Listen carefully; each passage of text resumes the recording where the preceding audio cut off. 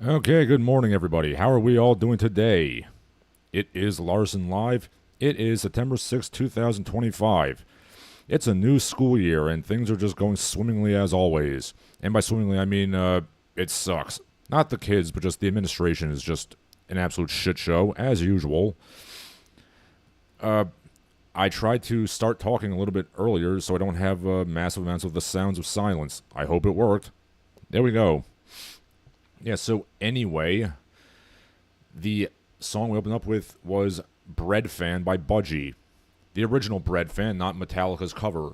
Budgie was one of the early, new wave of British speed metal guys. So it's also kind of relevant because the title of the stream is "How Dare You Give Me Cookies?" And bread, cookies. How many songs about baked goods are there? Not too many. It's either that or I pull out the old Sesame Street Disco album in which Cookie Monster sings about having lost his cookie at the disco. Which, that was a very tough choice. And yes, by the way, the Sesame Street Disco album does exist, by the way. But, since this story is about just antisocial idiocy involving baked goods, Breadfan edged it out. Yeah, seriously, go look up that Sesame Street Disco album. You got like Grover's rocking like the white three-piece suit, John Travolta style. It's boy, if you ever doubted that Sesame Street started in the late '60s, this'll help you remember that.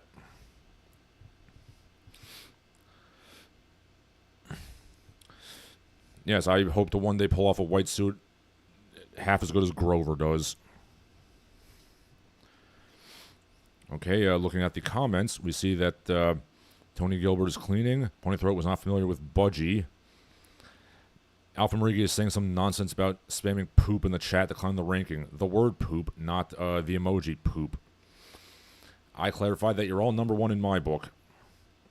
Then Pony Throat says Budgie is short for Budgerigar, which is the UK term for a parakeet.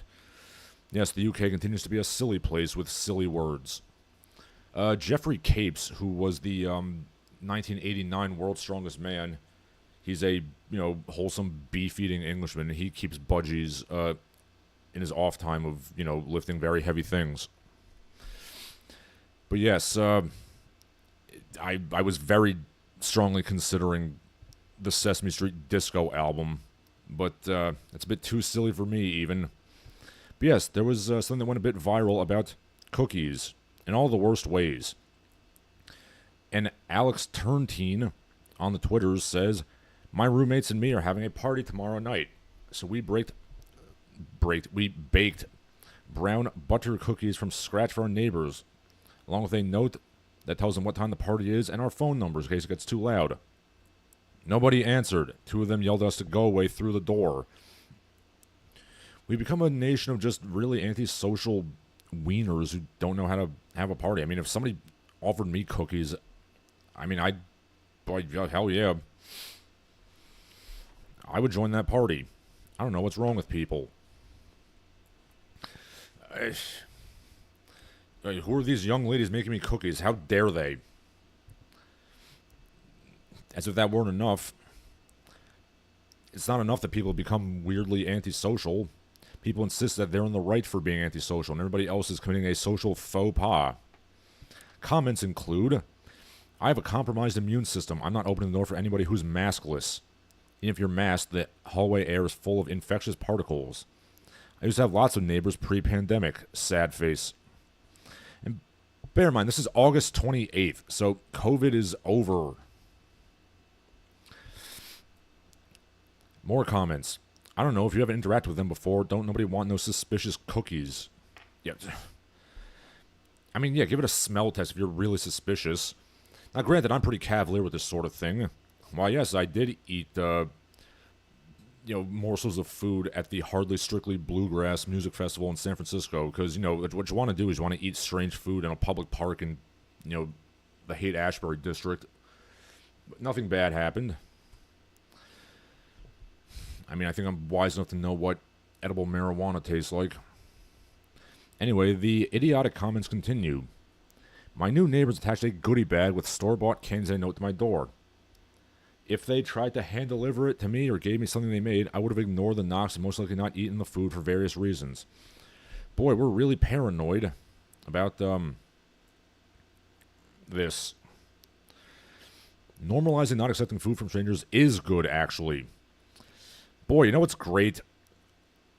It's great living through the transition from a high-trust first-class society to a low-trust third-world society. That's what we're all living through here in America, and it is wonderful. Like, it's not a complete stranger. It's not a whiskery man in a trench coat handing you something and telling you the first sample is free. It's your neighbors.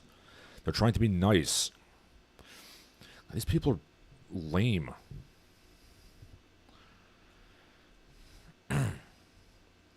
A lot of people are really suspicious about, like, oh, my neighbors are, you know, oh, they're making me food. How dare they? I mean, granted, we can't all be so lucky that, you know, you got to knock on your door and, you know, your next door neighbor is some young lady who wants you to fix her plumbing. I mean, that's happened to me, but that's neither here nor there. That was in grad school many years ago.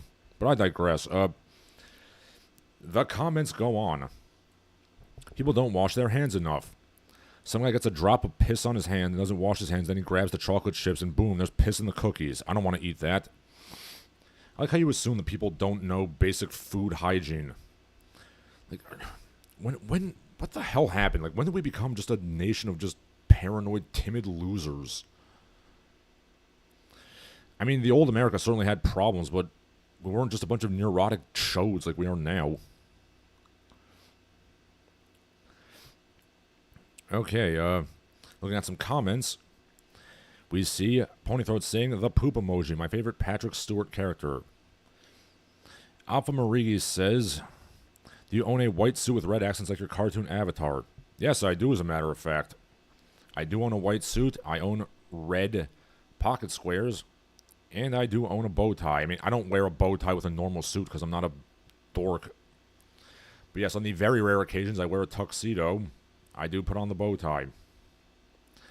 Alpha Marigi says the Deputy Director Bullock, Patrick Stewart's role, I almost said Patrick Swayze, Patrick Stewart's role in American Dad is crying and shaking right now.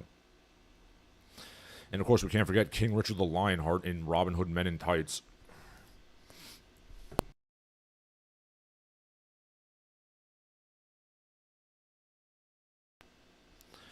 Huh, why did both of my earphones suddenly kick in? That's odd. Ponythroat says there could have been anything in those cookies. Rohypnol, meth, VX. Worst of all, oatmeal raisin. I'm one of those strange people who likes oatmeal raisin cookies, so I don't know what the problem is. And come on, you think people are going to waste good, you know, meth or Rohypnol in cookies? I imagine the heating would kind of dilute it. Alfreda says we're trying to put the country back on track. Yes, I have my problems with the Trump administration, but, I mean, say what you will about him, he seems to be one of the few politicians in recent memory who doesn't just actively spite and, you know, wave his dick in the American people's face, which, you know, is what he's doing right? A lot of it's not. At least he's trying to, you know, help things. Alpha Rodriguez says, sounds like my sound cut out for a second. Seems to be okay now. Okay, Ponythroat says, the Girl Scout selling cookies is a rock. My Claymore mine is paper. Tony Gilbert says, yeah, you don't do that, man. I assume we're all talking about this cookie discourse. I just think it's somebody trying to be nice and neighborly. I highly doubt this woman was drugging anybody. She just wanted to be nice and make some cookies. I mean, I would bravely accept the cookies. And, at the very least, like, just be nice and take the cookies and then don't eat them. I know, like, I know in Japan they actually have those courses that, like, the Hikiko Moris can take to learn basic social skills. I think we need some of that in America now. My God. Somebody puts it best. Why would a total stranger want to poison you with cookies? You're not that interesting or threatening. Boy, I wonder why there's a loneliness epidemic. I wonder. It's a mystery. Alpha Rodriguez says, is the person paranoid about the cookies a lady or a fella? Well, the person who made the cookies was a lady. I don't know, it's a bunch of comments, like, it varies. Some of them are men, some of them are women. They're all just whiny, paranoid, neurotic little dweebs. Tony Gilbert says, I give my neighbors edibles, but I asked. Well, yeah, of course, I'm okay with using drugs, as long as you are consenting and you're doing it as safely as you can. Pony Throat says, Patrick Stewart was also in Romeo and Juliet. Yeah, Patrick Stewart's in a surprising amount of absolute horseshit, which is kind of interesting for a, Royal Shakespeare Company fellow. But hey, I mean, I do kind of respect that. Like, he'll, as long as the money's good, he'll take whatever job you want.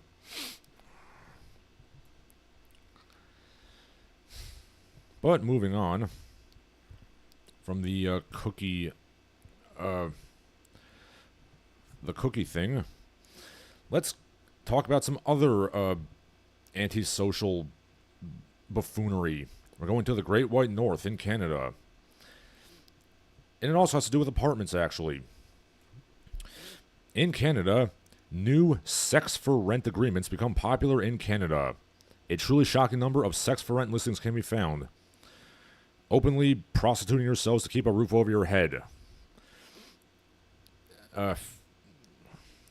Yeah, great. I mean, I guess they are right when they talk about the housing crisis. Look, I'm of the opinion that prostitution should be legal, not because I'm some grody little perv who's cheating on his wife, but because, I think it's a necessary evil for society. But, not like this. Like, you should not...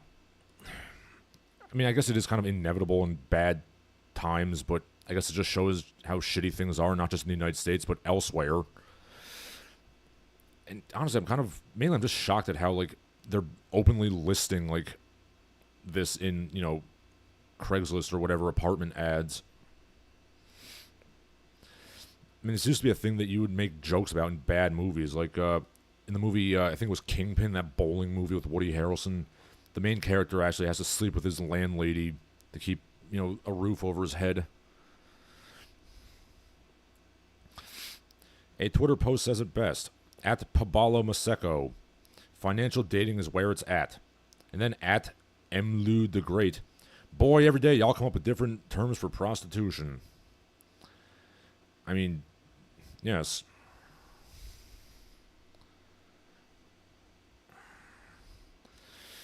I mean, was this inevitable? Probably. I mean, not because I'm trying to think of how I can put this. There's a certain percentage of women who, basically, when hardship comes, they immediately just lay down and spread them. Because they don't have any skills or capabilities beyond that. Obviously, some women are very capable and intelligent and don't need to resort to this. But some of them aren't.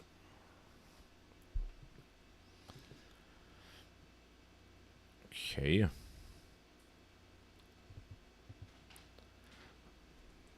Tony Gilbert says, yes, he was in Romeo and Juliet. My nephew watched the hell out of that movie every day. I had to break the DVD. I'm sorry to hear that, Tony.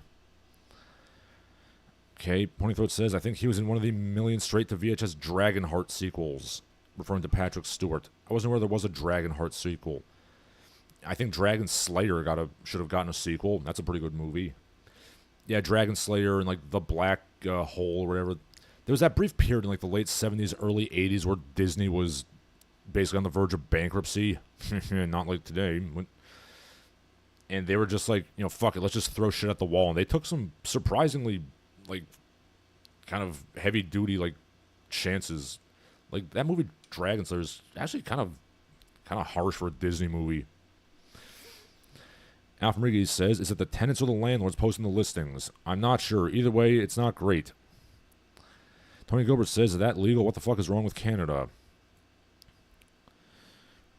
Pony Throat says, preposterous. I've never met a landlord who would not make you pay full rent after sex. This is landlords we're talking about. I mean, I've been through a lot of shit in my life, but I gotta say, all the landlords I've had have been pretty cool people. They're pretty reasonable. They fix shit on time. I can't really complain about landlords. Pony Throat says it's better to exchange the sex for money. And then use that to pay rent. Yeah, like, more than anything else, I don't like hypocrisy and, like, what I call pussy words, where you try to, like, use euphemisms to couch what you're doing. Like, you want to be a whore, that's fine, just be honest about what you're doing. Tony Gilbert says, Canada must be full of whores. Yeah, it sure seems that way. He also agrees that Kingpin is a funny movie. Yeah, it's a very underrated movie. It's also the only bowling movie I can think of. It's pretty funny.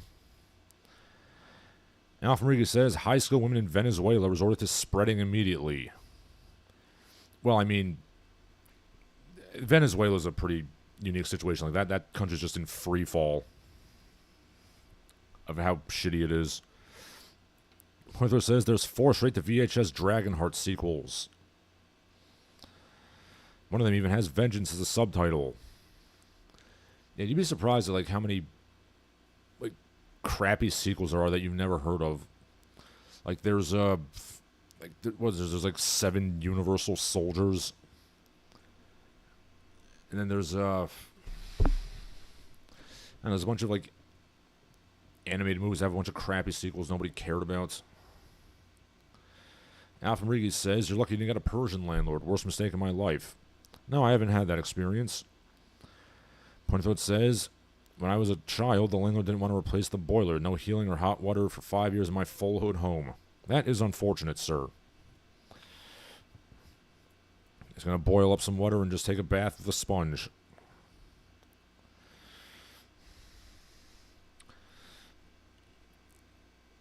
Yeah, sorry to say to, a good amount of women out there, when shit hits the fan, you're not going to be kicking ass Katniss Everdeen style with a bow. You're going to be sending on the street corner. And let's be honest, a lot of men are going to be doing that too. They're doing, like, grunt labor, like, doing drugs and stuff. Yeah, the apocalypse is not going to be good for either gender. Let's just be honest about that.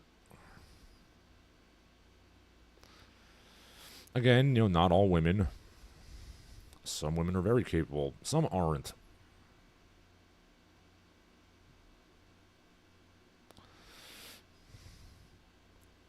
Okay. Pertho says there's like 10 puppet masters. Yes, there's also several demonic toys. And speaking of full moon, productions, Charles Band crap fests, there's also a sequel to Dragon World, which I don't think anybody was asking for. And then there's also, like, multiple troll movies, some of which are repurposed other movies. Alfred says, have you read Lady Red? I never heard of it. Tony Gilbert says the crappiest sequel was How High 2. Utter dog shit. I had no idea they made a How High 2.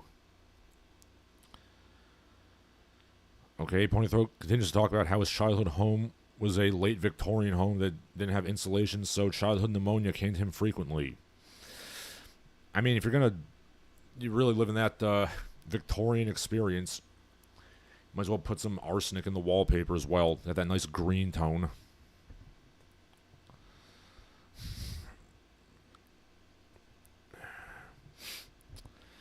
But yeah, you want to get some quick sex, go to Canada and rent out some crappy flophouse apartments. Okay.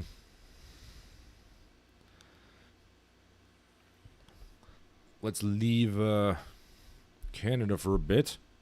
And let's go to Europe. Mitteleuropa. Germany. Germany is having an election soon. And several candidates for the Alternative for Deutschland party, AfD, died suddenly and unexpectedly of natural causes. Wink, wink.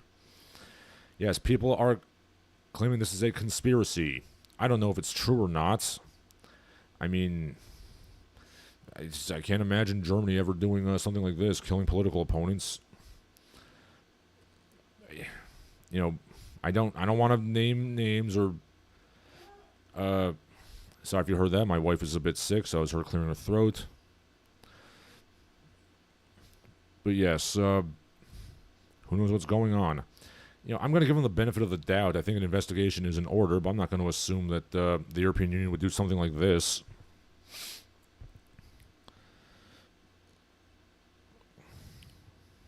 Okay.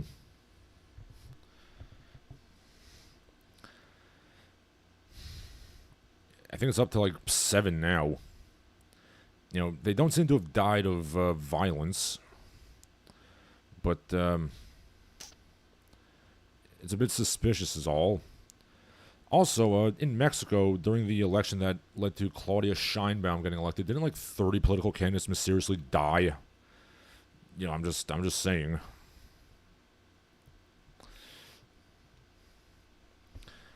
Okay.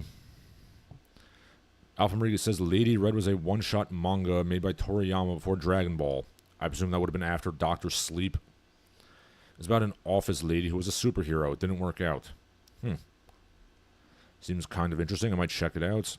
Tony Gilbert, referring to How High 2, says 2 nobody, non-funny rappers were in it. Well, there's certainly plenty of non-talented rappers out there today. Tony Throat says Air Bud had like 14 straight-to-video sequels, as did Beethoven and several other dog movies. There's more Air Bud movies than there are episodes of Firefly. I still have never actually seen Firefly. I mean, I hear it's good, even though Joel, Joss Whedon, I was about to say Joel Osteen. That's not the guy who makes Firefly. Even though Joss Whedon is a shit-ass. But, yeah, I still think some of his work is good. I'll have to check out Firefly at some point. But, yeah, mysterious deaths happening in German politics. I mean, this is something it's never happened before. Wink. Okay. Shinseki Evans says, Lady Red loses a lot in translation. The final pun does not translate. Alfreda says, I like the Matsuda-verse Firefly. I'm going to assume that's not Hiro Matsuda, the professional wrestler. But yeah, speaking of Europe, an illegal migrant went to the Flame of the Eternals, the Tomb of the Unknown Soldier, the Eternal Flame in Brussels, Belgium. He slapped a frying pan onto it and cooked up some breakfast. Yes, this is, of course, the Tomb of the Unknown Soldier. An unidentified Belgian soldier died there, symbolizing all missing and unidentified fallen Belgian soldiers.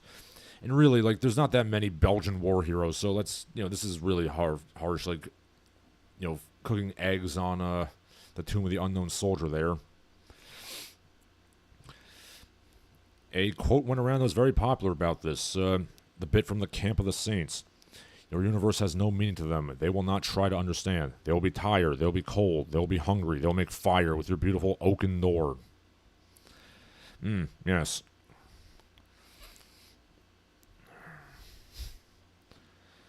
I mean, at Arlington National Cemetery in America, there's also a eternal flame. I mean, I don't know if anybody's ever cooked some bacon on that. Oh, I'm sorry, the person doing this cooked eggs, not bacon. I don't know who this person was. It's very disrespectful. This person.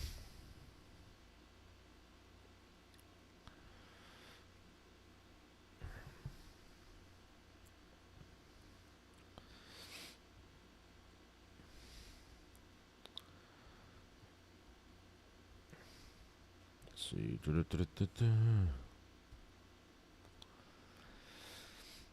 Yeah, this is not good. Okay, Tony Gilbert says, Firefly and Warehouse 13 are the goats of all sci-fi shows. Fringe is better than Warehouse 13, says Pony Throat. Okay, Tony Gilbert also makes jokes about mysterious German political deaths. I mean, there's sketchy shit that goes on in American politics, certainly, so I'm not going to pretend like that's not the case. Yes. Tony Gilbert says Belgium caught in the ass in 3 bad wars. I mean, yeah, to be fair, they were in a bad situation. Alpha Marigi clarifies that Matsuda refers to Jeff Matsuda, who designed the 2004 The Batman cartoon. I did not know that. Shinseki Evan says, that guy probably doesn't eat bacon. Well, yeah, I was alluding to that.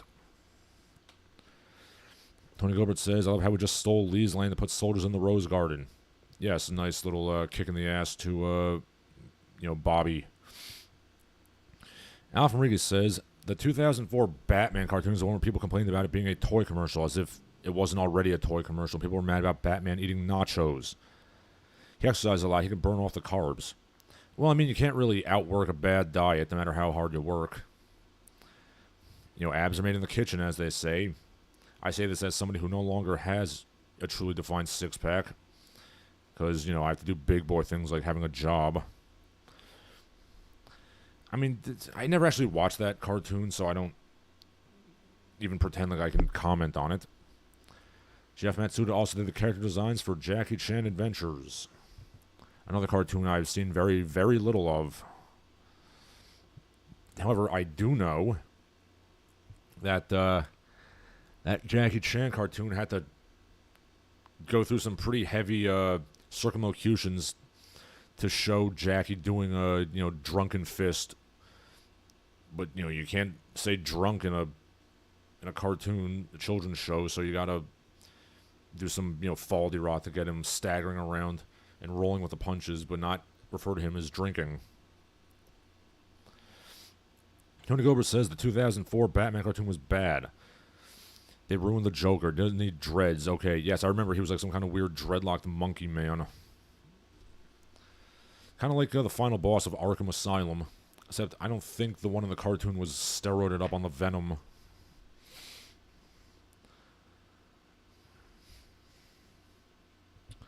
So, yeah.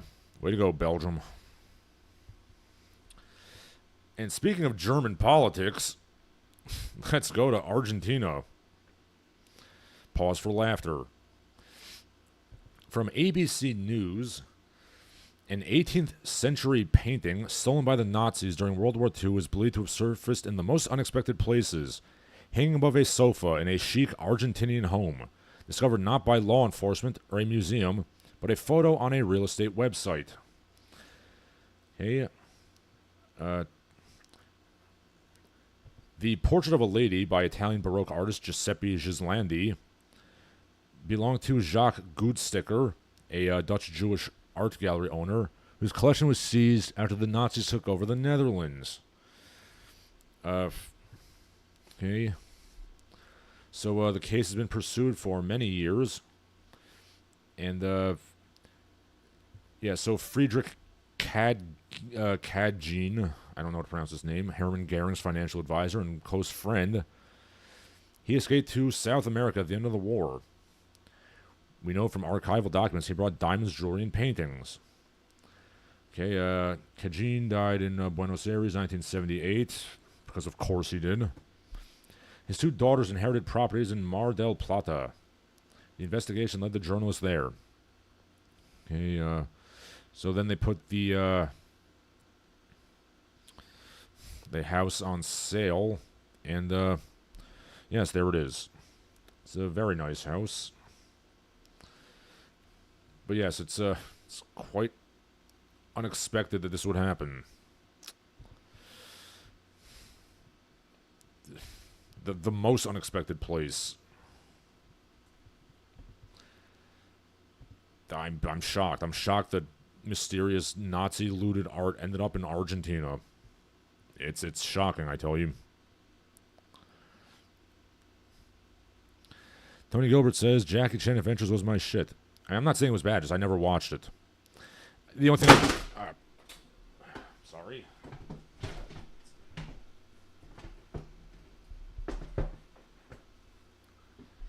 Okay, so, yeah, the only thing I do know about Jackie Chan Adventures that they had to do is this, faldi-ra, where, Jackie Chan gets bit by a snake, and that gets him drunk enough, in quotations, to do Drunken Fist. Because, God forbid, you show somebody drinking in a children's show. Alpha Rodriguez says he took the Bane venom in one episode and Batgirl fought him with Batbot. I don't know. I don't keep as abreast with the bat nanigans as I should, so I don't know like what half these things are. Tony Gilbert says, "You mean Little Germany, as I call it." Well, there's certain areas in Argentina and Chile that are very German. Also Brazil. You know, Mexico got a good amount of Germans too, but that was more in like the 19th century. That's why, you know, Mexican, like, you know, ranchera music has like the accordions and stuff. A lot of German and Czech immigration.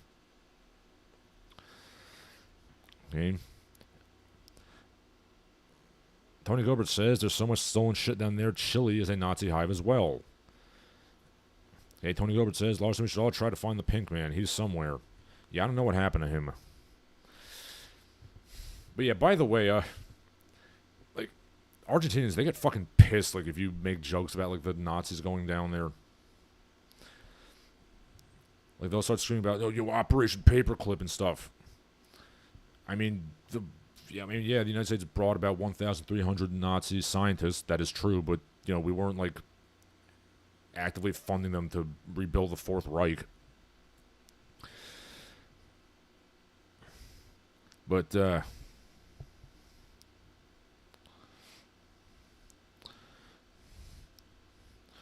yes, I'm sure, Friedrich Kajin, you know, hopefully that painting can get back to the Netherlands.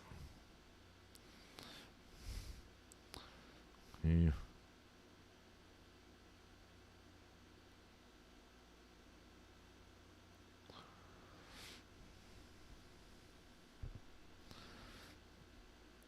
Okay, Paul Faria says they got us to the moon. I mean, technically true, but I mean, the Soviet Union took 3 times as many Nazi rocket scientists, and they didn't get the Soviets to the moon, so we just got the better ones. Tony Gilbert says the law, they do get mad. It's really funny. It's like when you call a Dominican black, they'll try to stab you over that. Yes, that is also true.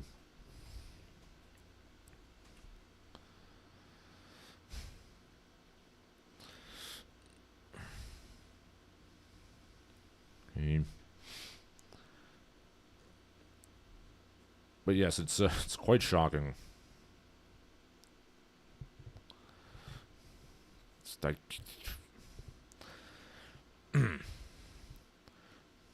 boy, those rat lines were really something. And then the Twitter thread continues.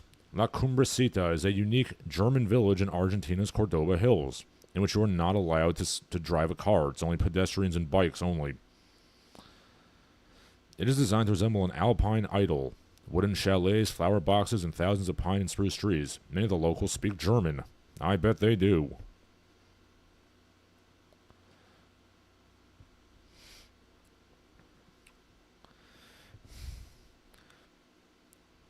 Yes, let's all remind the Argentinians about how Juan Perón openly invited the Nazis in. Tony Gilbert says, Von Braun got us to the moon. Yes, we got all the better ones. Nobody wants to be a Russian slave. Well, I suppose that's true. Okay. And, so on and so forth. Wait 1 second.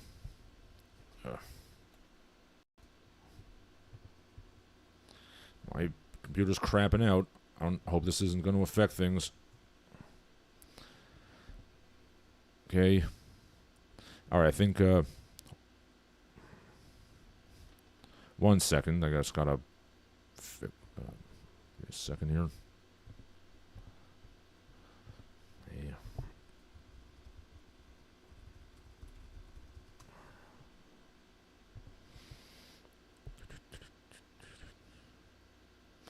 Okay, Alpha Omega says it's good now. I sure hope so. Okay, let's get this testing. Okay, Tony Gilbert says, my great uncle ran across the desert not to end up in Russian hands. Yes, nobody wanted to end up there, certainly. Okay. Can everybody hear me okay? I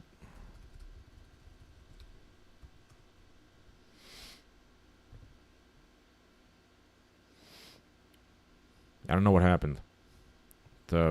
Things went bad, but I hope things are okay now. Okay, good. Everybody can hear me. So, yes, it's quite shocking that Nazi loot ended up in Argentina. I never would have expected that to happen. Okay, let's see what we got going on now.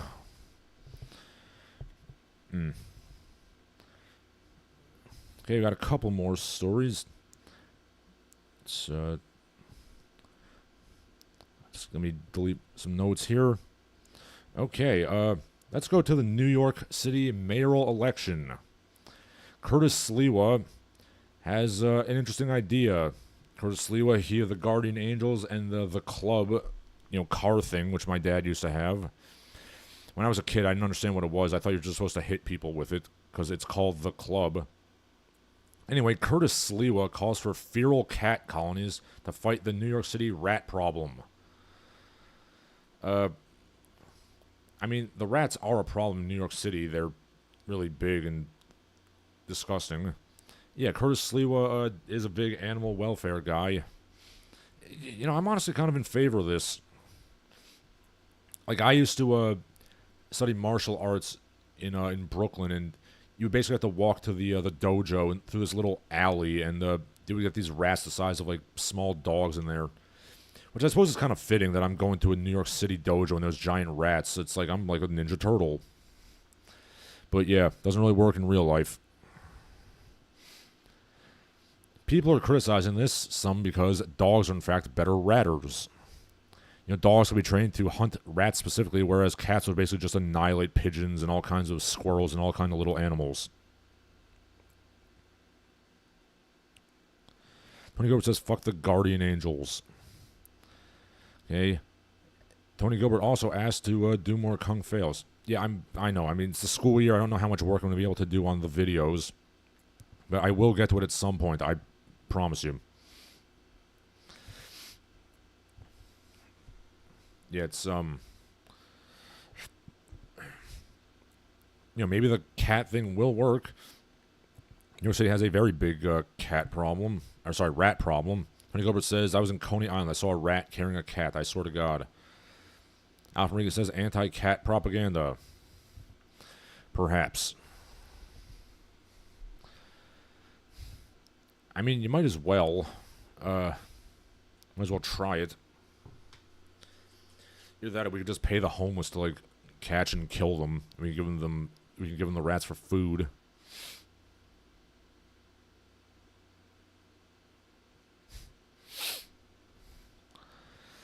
Some people say that their smaller cities tried feral cats and it worked.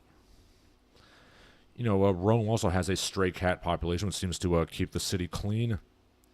And it's now open to tourists. We'll see what happens. And finally, in serious news, last thing before we get to the silly side of things, something happened that was really stupid. Something, I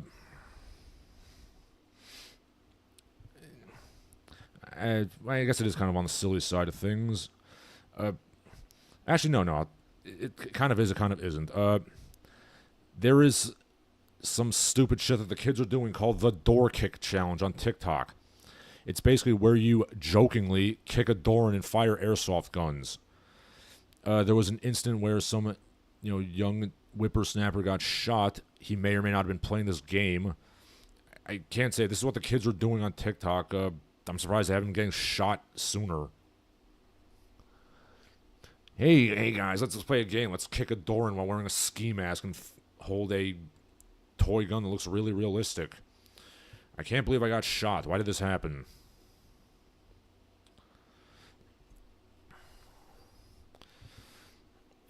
Seriously, what the hell is it? People joke about this, but is TikTok in fact a, Chinese communist psyop to get idiot American teenagers killed? You got the Tide Pods, you got the crate thing, you have that thing where you hit yourself in the face with a hammer. Now you got this. Ugh, my God. And this is the shit I have to deal with at school. Okay. Let's see what else we have here. 1 second. This story looks a bit interesting. Okay, so speaking of New York City, a Twitter post went viral, a little video. At Tasteful Lindy, these women are the backbone of the New York City retail economy. It's a young lady with giant milk cans climbing out of her New York City, fire escape apartment and just gadding about. She probably has some do-nothing job, or maybe she's an OnlyFans girl. I don't know. And people have noticed that, this woman received just overwhelming negativity from the incel fury. Some people pointed things out. Back in my day, people would say things like, oh, I didn't know she was buying things. I didn't notice. But yeah, people are...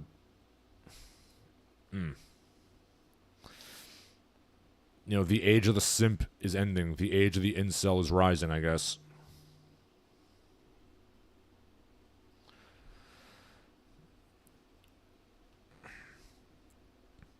But yeah, I definitely think it is a societal change that, young men are seeing, this, cheesecake video, some girl with her titties hanging out, walking around. They're just furiously angry. I don't know if women are ready for this.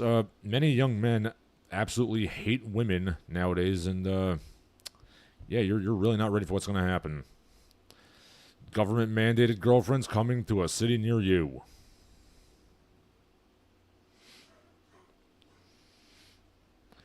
So many men complain instead of praising her giant honkers. That's why you people don't get laid.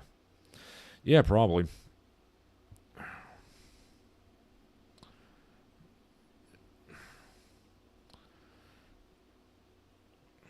Yes. At Penguin Sensei. This is basically every woman nowadays. An online influencer with 50,000 plus followers because they look good. Weak men ruin the world and make them rich. I mean, he's not entirely wrong, but, yeah, there's a lot of just furious hate for this.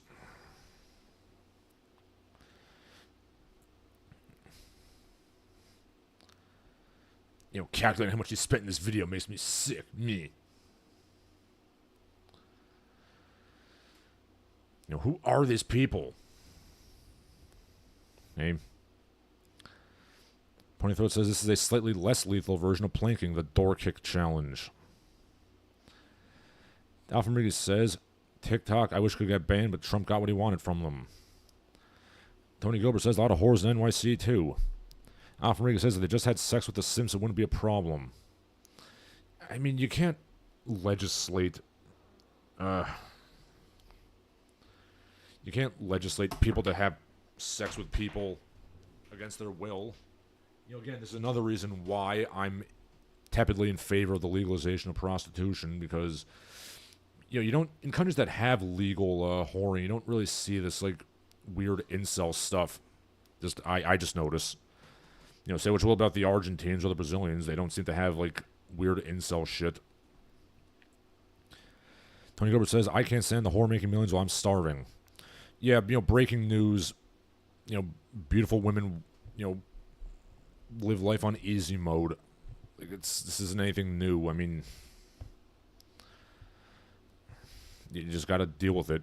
I always say, to hate women for doing woman stuff is like hating a hurricane. Just gotta adapt. Oh, but there is a way to get over on the women, allegedly. This also went viral on the Twitters. My last story. A study finds that the majority of women find it sexy, in quotes, if their partner is a fan of the Three Stooges. The Three Stooges Instagram is the only social media account I trust personally. Did we really need a study to know this? Apparently so. I'm curious as to how this study was conducted. I mean, I'm going to assume it was Professor Leslie Nielsen at NYUK was conducting this study, and boy, that's a deep dive. For those of you who don't remember, back when AMC actually was the American Movie Classics channel, they actually showed, old black and white movies. On Saturday mornings, they would have, a 2-hour block of stoogery. Each short is, 10, 15 minutes. So you get, a good, 8, 10 shorts, and in between each short, they would have these little NYUK segments where Leslie Nielsen, a big fan, would come out and he would talk about the history of the shorts. He would show how they do the stunts and the pratfalls. It's pretty good if you can find some clips of it on YouTube. But I question the validity of this study. I don't know, because I feel like a lot of male-centric humor doesn't really fly with women. Literally every woman I've known absolutely despises goofy slapstick humor.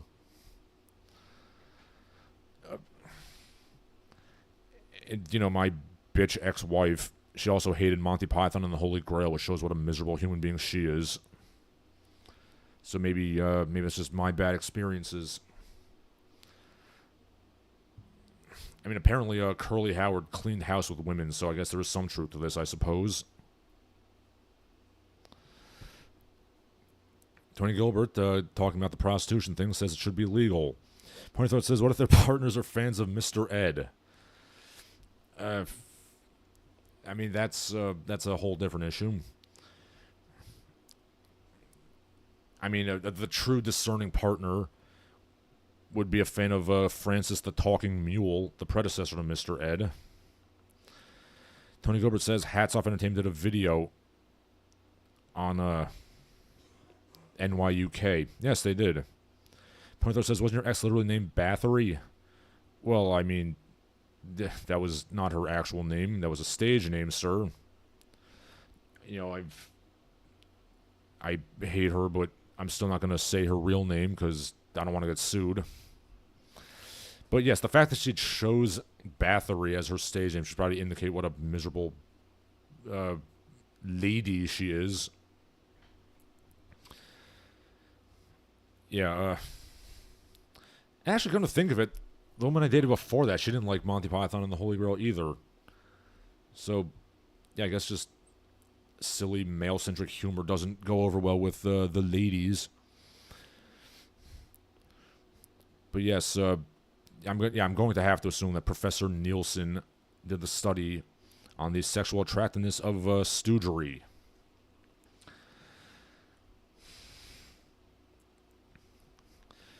Yeah, so you want to turn on a woman, just walk up to her and just start slapping her around and, poke her in the eyes and such.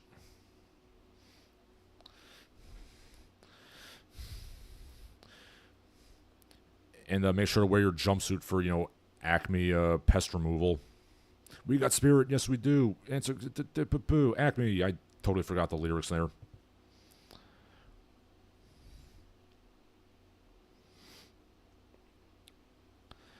Ponythroat says, I wouldn't say that says much. Women in general don't even like the good Monty Python content. How dare you, sir? Alpha Rodriguez says, apparently mainstream Brazilian YouTubers are MGTOW light. I mean, there definitely is, there definitely are, black cells or whatever, black and brown dudes who are incels. But I wasn't aware it was a thing in Brazil.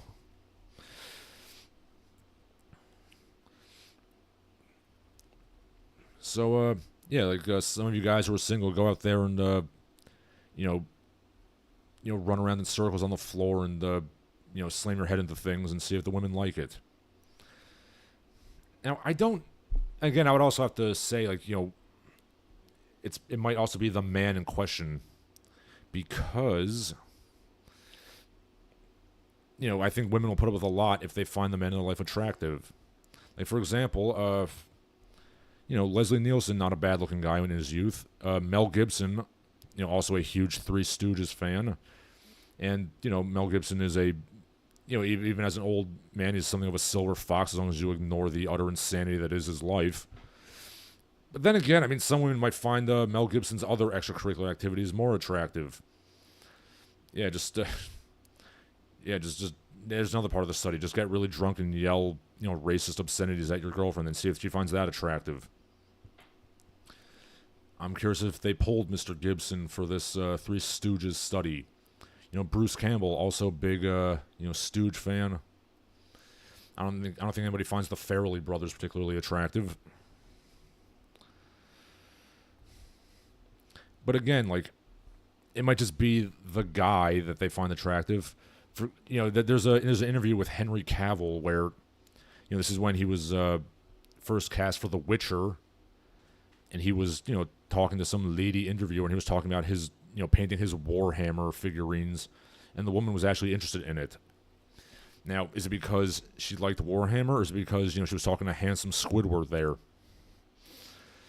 But yeah, Henry Cavill is actually a huge nerd. Like, he plays Warhammer, and he read the original Witcher books. I say original with massive air quotes. Michael Moorcock might have a thing or two to say about that. So, yeah, I guess the answer is women love, nerdery and silly slapstick comedy if you're hot enough to pull it off.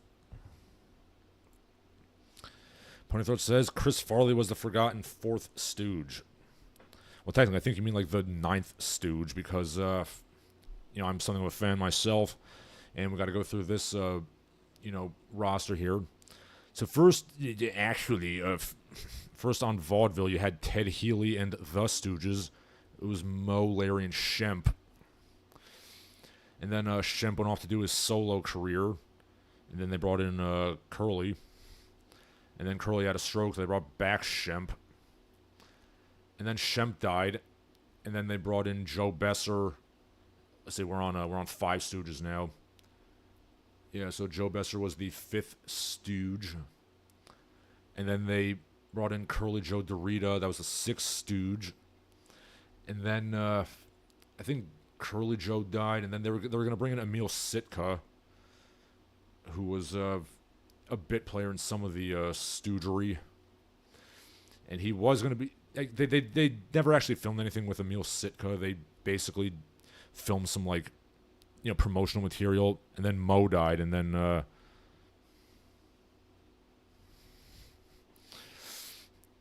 and then that was the end of stooging. So yes, there were 7 stooges total. Also, apparently, Moe wanted to bring in Manton Moreland as a third stooge at one point, which would have been interesting, breaking the race barrier there, but that didn't happen.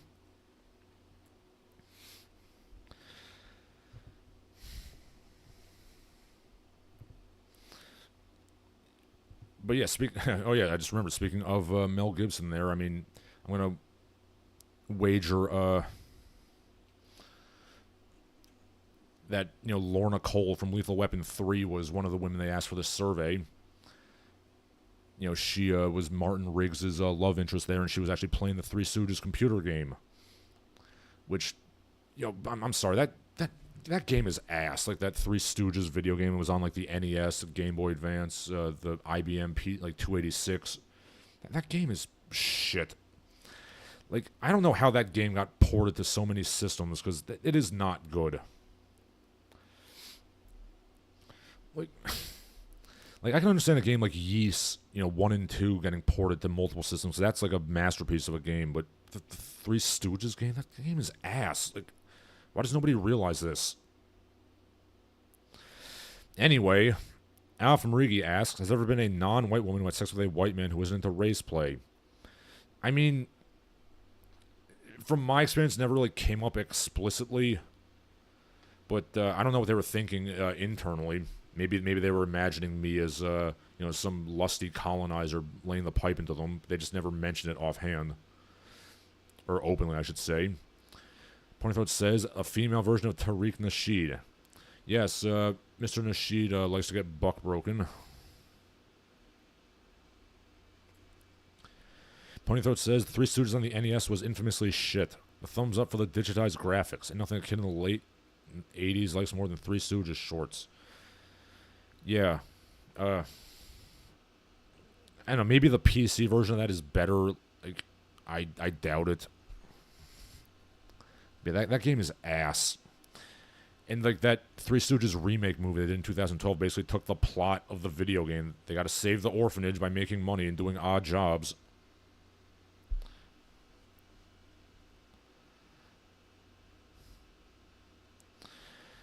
Alpha Rodriguez says, I remember when the Three Stooges reboot came out, everybody hated. The AVGN liked it.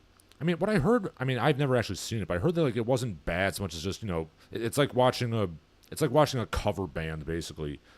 Like, it's, it's as good as it could be, but it's still just a pale imitation of the original. He argued the original Stooges would do a collab with the Jersey Shore if they were still alive. I mean, I wouldn't be surprised. Like, they did collaborations with a lot of the famous celebrities of the day.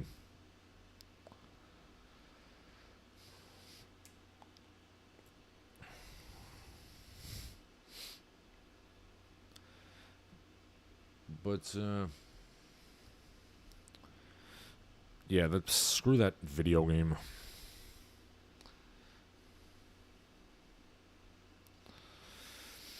Ponythroat says, I think of Mr. Ed whenever I look in the mirror, use a bottle of glue. Well, of course, what else are you going to think of?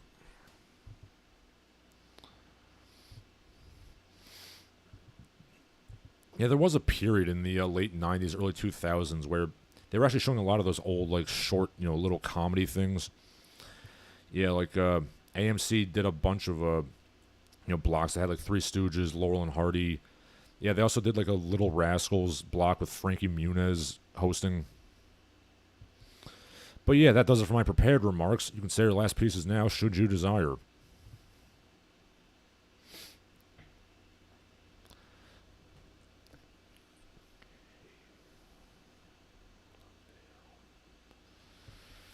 I'll give you a minute to say your last pieces.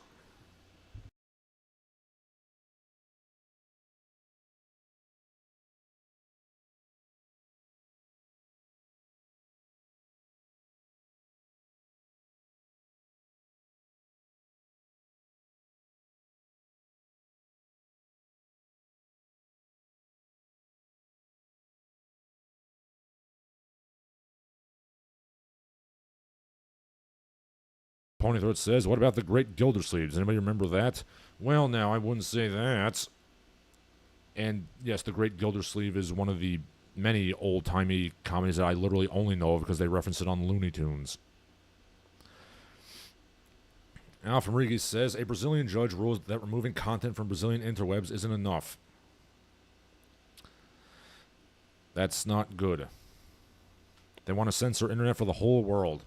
I don't approve, Brazil.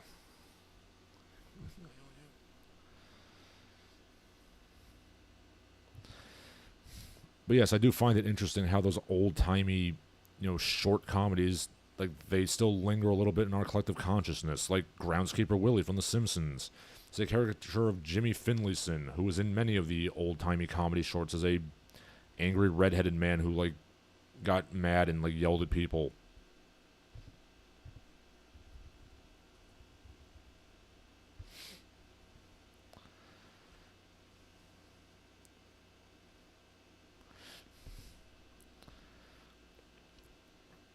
Okay, Ponythroat says, the Gildersleeve sounds like a euphemism for female parts. Alf Enriquez says, also didn't talk about Trump blowing up Venezuelans. Yeah, I didn't get to that. That was something. Yeah, Trump, blew the hell out of a boat, which he claims was drug dealers. Some people say it might have been migrants. Who knows? We'll see.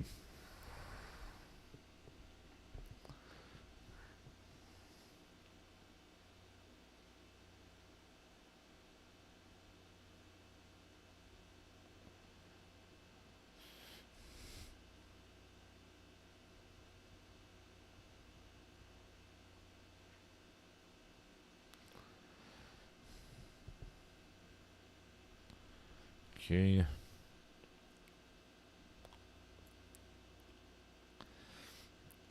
Alf Enriquez says, J.D. Vance said, I don't care what you call it when someone called it a war crime. I mean, if they were actually drug dealers, I can't be too concerned, to be quite honest. Ponythroat says, my best Groundskeeper Willie appearance was when he was in Star Trek Next Generation yelling, dinna light that Carnla repeatedly. I guess that doesn't ring a bell. I have to check that out.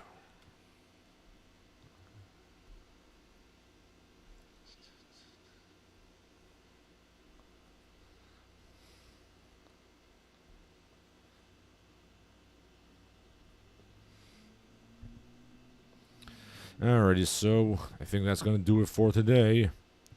For Larsen Halleck, this has been Larsen Halleck. All of you have a good day.